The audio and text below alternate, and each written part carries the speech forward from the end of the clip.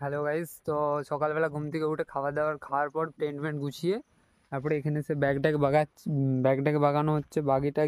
মানে বাগানো ছিল, বাট চার্জারটা নিচে রাখা হয়ে গেছিলো। চার্জটাই দিতে হবে পাওয়ার ব্যাঙ্কে, ফোনে কিসে তো যায়নি।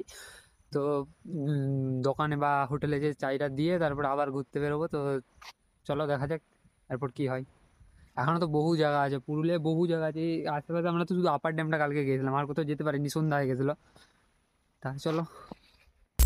বেসমান হয়েছি আজ বেসমান।